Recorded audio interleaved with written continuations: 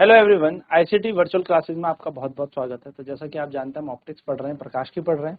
तो आज जो हम पढ़ने वाले हैं वो पढ़ने वाले हैं refraction through prism. So refraction through a prism, prism से अपवर्तन आज हम देखेंगे। प्रिज्म द्वारा अपवर्तन। तो प्रिज्म कैसे अपवर्तन कैसा करता है, कैसे रिफ्रैक्शन करता है, आओ बात करते हैं। तो बात करते हैं एक प्रिज्म क्या होती है। तो एक प्रिज्म बेसिकली एक ऐसा, हम ट्रायंगुलर सरफेस मान के चलते हैं, त्रिभुज लेके चलते हैं, जिसमें तीन भुजाएं होती हैं, आपको पता ही है, और तीन कोण होता है ना। तो ए बी सी हमारे पास क्या हो गई, तीन भुजाएं हो गई, ए बी, बी सी, सी ए। और ए बी सी हमारे पास तीन एंगल हो गए, तीन कोण हो गए प्रिज्म के। इसको कहा जाता है एंगल ऑफ प्रिज्म। याद रखेंगे सब, ये एंगल जो होता है, ये एंगल ए, इसको कहा जाता है एंगल ऑफ प्रिज्म। प्रिज्म कोण,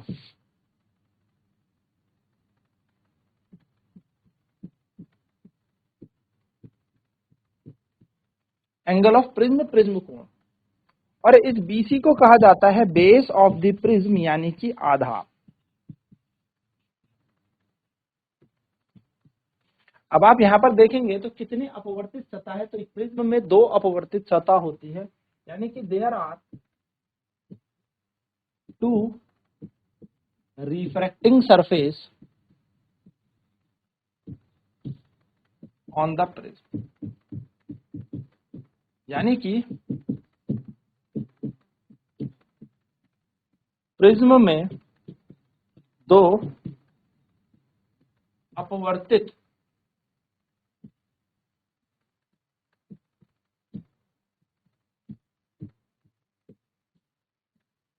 सतह, दो सतह होती है प्रिज्म में, ठीक है। प्रिज्म में कितनी सतह होती है, तो दो सतह होती है प्रिज्म में। ये बात ध्यान में रखेंगे। चलिए कौन कौन सी होती है, तो ए बी एंड ए सी। तो ए बी और ए सी हमारे पास दो सतह है, ये बात ध्यान में रखें। चलिए नोट करेंगे इसे फटाफट, फिर आगे की चर्चा करते हैं। अब बात करते हैं आगे होगा क्या। तो देखिए, माना ये एक प्रिज्म है,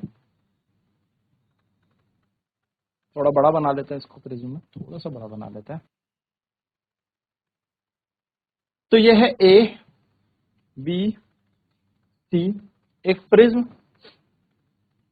यहां पर एक अभिलंब बनाते हैं, इस सतह पर एक अभिलंब बनाएंगे, यानी कि एक नॉर्मल बनाएंगे इस सरफेस पे, ठीक है। सरफेस पे नॉर्मल बनाना हमेशा जरूरी होता है, सरफेस पे हमेशा नॉर्मल बनाना जरूरी होता है, ये बात ध्यान में रखना, ठीक है। क्यों जरूरी होता है सर, क्योंकि अगर आप सरफेस पे नॉर्मल बनाना जानते हैं तभी आप क्या कर पाएंगे, रिफ्रैक्शन प्रॉपर करा पाएंगे, तभी आपको इंसिडेंट एंगल और रिफ्रैक्टिंग एंगल मिले। तो आपने क्या किया, यहाँ पर ये सतह बनाई, ठीक है, ये बनाया अभिलंब, और यहां से भेज दिया आपने एक आपतित किरण, यानी कि इंसिडेंट रे। नाम दे देते हैं इस इंसिडेंट रे का, तो ये है P, और इस बिंदु पर ये आई है, तो P और Q एक इंसिडेंट रे है, N डैश हमारा एक नॉर्मल है, ठीक है। ठीक, इस तरीके से आप इसे बना लीजिए। चलो इसे थोड़ा सा और सही से बनाता हूं मैं, एक minute. Normal, incident ray, P Q। अब ये अभिलंब है N डैश। लाइट कहाँ गई, कांच के अंदर, ग्लास के प्रिज्म इसके अंदर गई, तो रिफ्रैक्शन करेगी, अपवर्तन करेगी, और इस सतह पर पहुंच जाएगी।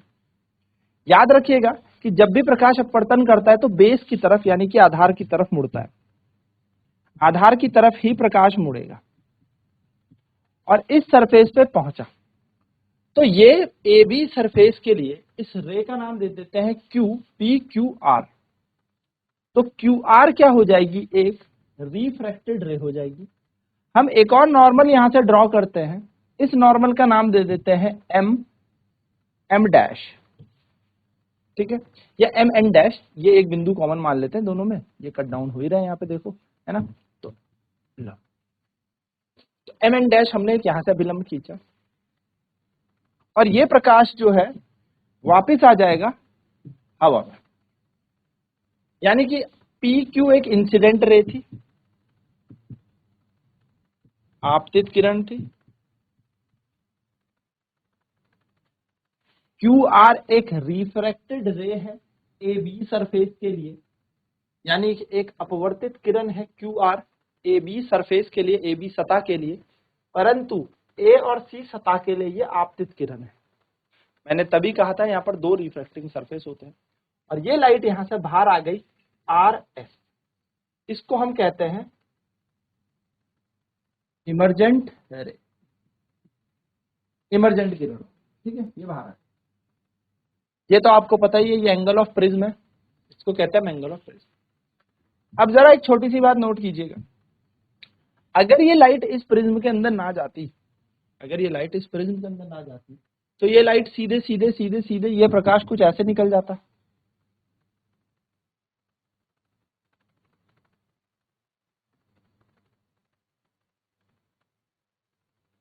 है ना, ये प्रकाश ऐसे निकल जाता। और अगर ये यूं ना मुड़ती तो ये वाली लाइट को हम पीछे खींचते तो ये यूं मुड़ जाता। यानी कि ये एक एंगल बना, और इस एंगल को कहते हैं एंगल ऑफ डेविएशन, इस पॉइंट को कहेंगे हम एंगल ऑफ डेविएशन। तो डेल्टा क्या होता है, जैसा कि मैंने आपको बता ही दिया, मैं पूरा यहां पे लिख देता हूं। पी क्यू क्या है हमारे पास, इंसिडेंट रे है,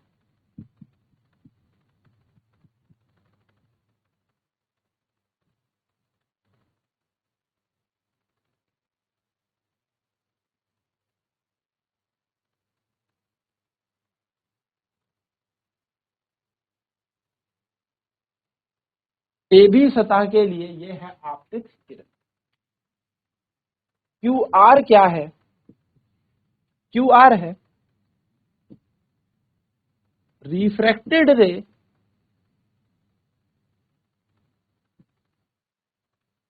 for surface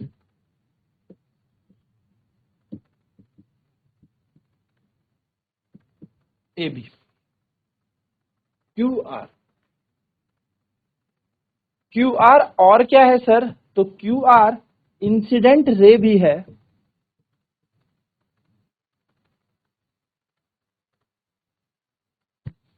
for surface A सी, और आर एस क्या है सर, आर एस है इमरजेंट रे, यानी कि हम इसको रिफ्रैक्टेड भी कह सकते हैं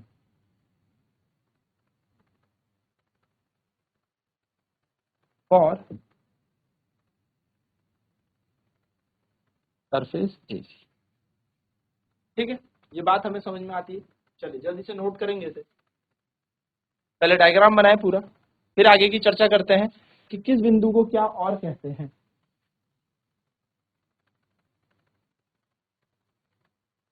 अच्छा आगे लिखेंगे इसे, एन एन डैश क्या है, normal at surface A B, and N M dash क्या है, यानी एम एन डैश कहूं तो normal at surface A C. अभी इस पे और चीजें भी बनाएंगे, इस डायग्राम में अभी और चीजें भी बननी है। क्या सर, तो ये आपतित किरण आ रही है तो अभिलंब के साथ बनाएगी पहला आपतित कोण, यानी कि पहला इंसिडेंट एंगल। ये यहां से चली गई तो अभिलंब देखो ये जा रहा है, तो अभिलंब के साथ बनाएगी पहला रिफ्रैक्टिंग एंगल। फिर ये एंगल यहां जाएगा तो इसको भी हमने R2 नाम दे दिया, लेकिन है ये इंसिडेंट एंगल, AC सरफेस के लिए आपतित कोण है, और ये यहां से चली गई बाहर, तो अभिलंब और उसके बीच का एंगल क्या बन जाता है, अभिलंब और उसके बीच का एंगल बन जाएगा हमारा I2, हम इसे नाम देंगे I2, यानी कि इमरजेंट एंगल। ई भी बोलते हैं किसी किसी किताब में, किसी किसी बुक्स में इसको ई भी बोला जाता है, ई से भी दर्शाया जाता है। चलिए बनाए फटाफट से इस डायग्राम को, चलिए आगे की बात करते हैं। तो एंगल I1 क्या है, तो एंगल Y है incident angle at surface AB, यानी कि AB सतह का आपतित कोण एंगल R1 क्या है? रिफ्रैक्टिंग एंगल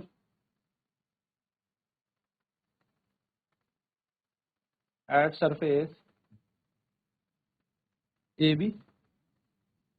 एंगल R2 क्या है? Incident angle at surface AC। और एंगल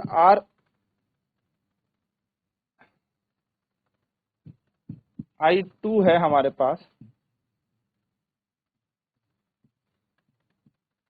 रिफ्रैक्टिंग या इमर्जेंट एंगल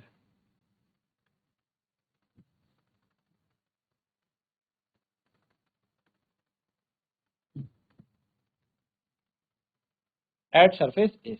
चलिए नोट करेंगे फटाफट से।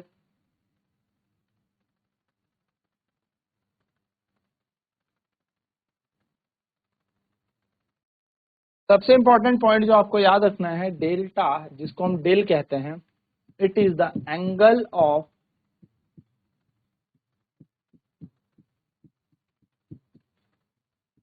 Deviation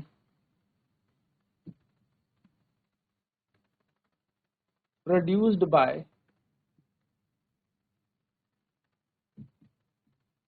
the prism. डेल्टा क्या होता है? डेल्टा होता है प्रिज्म द्वारा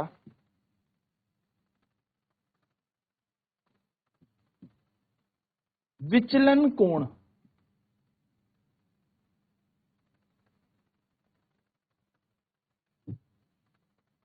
ठीक है, और इसी डेल्टा को हमें अब निकालना भी है। इसी डेल्टा के मान को अब हम निकालेंगे। कैसे, वो देखते हैं फटाफट से। डायग्राम वापस से डायग्राम बनाते हैं। ये नॉर्मल था, ये लाइट आई, ये लाइट यहां से चली गई, ये एक और नॉर्मल था, यहां से लाइट निकल गई। एन एन डैश इसका नाम था, एम एन डैश इसका नाम दे दिया। I1 एंगल था, R1 एंगल था, R2 एंगल था, I2 एंगल था। इसको आगे खींचा, इसको पीछे खींचा, जहां पे ये मिले वहां बना डेल्टा। अब आप एक छोटी सी बात सोचिए कि ये यहाँ से भटक गई ना, जाना तो इसने यूं था, ये यहाँ पे इस सतह पर कितना विचलन आया तो उसका नाम मैंने डेल्टा 1 मान लिया। और इस सतह पर कितना विचलन आया तो देखो, जाना था ये, इसको पीछे खींचा है, थी ये, इन दोनों के बीच आया डेल्टा 2। नाम दे देते हैं इस ट्राइंगल का, जैसे दे ही रखा है, P Q R S, इस पॉइंट को बोल दिया D। तो आप देखेंगे इन ट्राइंगल, अगर आप ट्राइंगल में देखेंगे, in triangle D Q P, इस वाले ट्राइंगल में देखेंगे DQP में, तो आपको दिखेगा जो डेल्टा है वो डेल्टा 1 प्लस डेल्टा 2 के बराबर हो। This is the sum of the interior angle of triangle is equals to exterior angle, यानी कि दो आंतरिक कोणों का योग बाहरी कोण के बराबर होता है किसी त्रिभुज में, है ना। ये वही वाली बात है। चलिए ये बात क्लियर हुई। सर डेल्टा 1 कैसे निकालेंगे? तो आप गौर से देखिए डेल्टा 1 का क्या मतलब है। कितना एंगल बदला, तो कितना एंगल बदल रहा है यहाँ पर, आप ध्यान से देखेंगे तो आपको कितना एंगल यहाँ पर परिवर्तित होता दिख रहा है, डेल्टा 1। तो डेल्टा 1 क्या होगा, बड़े में से छोटा घटाओ, यानी कि ये दिखेगा आपको I1 माइनस R1। ठीक है, उसी प्रकार से आपको डेल्टा 2 देखने को मिलेगा, और वो कितना मिलेगा आपको, I2 माइनस R2। इस चीज को उठा के कहाँ लगा दे, यहाँ डेल्टा पे लगा दे, क्योंकि यही है डेविएशन। तो डेल्टा बराबर आएगा I1 minus R1 plus I2 minus R2। गणित कहती है I1 I1 साथ ले लेते हैं, तो I1 I2 हो जाएगा यहाँ पर I1 plus I2 minus R1 minus R2। आप गौर से देखें तो I1 प्लस I2, ऐसे ही माइनस को कॉमन ले लें तो R1 प्लस R2, ये बन जाएगा हमारा डेविएशन का, विचलन कोण का सूत्र। जल्दी से देखें, इसे नोट करें फटाफट से।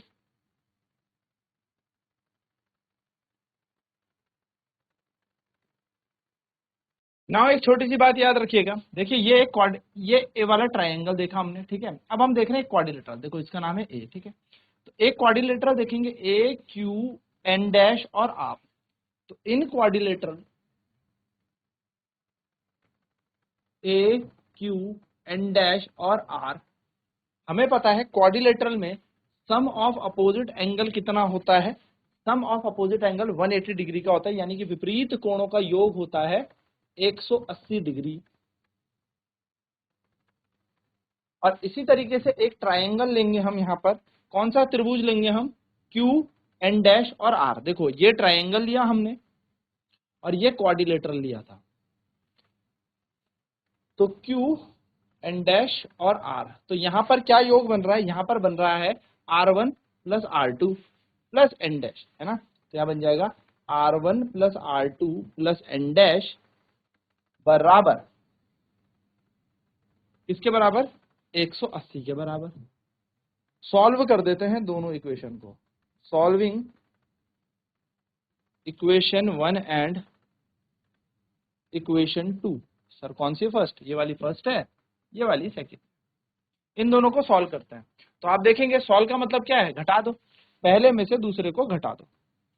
तो आप देखेंगे यहाँ आएगा a plus N dash minus R1 minus का R2 माइनस का एन डैश, इधर है 180 माइनस का 180, तो एन डैश और एन डैश तो कट गया, यहाँ आएगा a minus R1 minus R2 बराबर 0। a का मान आ जाएगा R1 प्लस R2 के बराबर, यानी कि R1 प्लस R2 किसके इक्वल है, एंगल ऑफ प्रिज्म के बराबर। किसके बराबर है, एंगल ऑफ प्रिज्म, यानी कि प्रिज्म के कोण के बराबर है। तो अगर मैं इस समीकरण को वापस देखूं जो मैंने डेल्टा का निकाला था, delta equal to y1 plus I2 minus R1 plus R2, तो यहां पर मैं इसको लगा सकता हूं। तो मान लेते हैं इसे इक्वेशन नंबर x, भूलिएगा नहीं, ये काम आएगी आगे। तो इस इक्वेशन x पे हम इसे पुट कर देते हैं। तो put in equation x,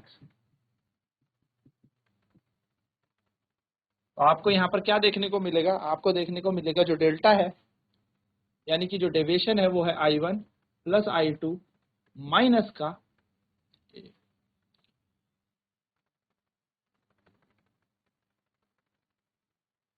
I1 plus I2 minus का a, क्योंकि R1 प्लस R2 का मान कितना आया, a आ गया। सिंपल। तो ये हमारा बन गया यहाँ पर फॉर्मूला। याद रखेंगे a का मान क्या है, R1 प्लस R2। तो जैसे हमने इक्वेशन x में रखा था, इक्वेशन x थी हमारी I1 प्लस I2 माइनस का R1 प्लस R2। तो हमने यहाँ पे ये समीकरण लगाया। ठीक है, चलिए जल्दी से नोट करें।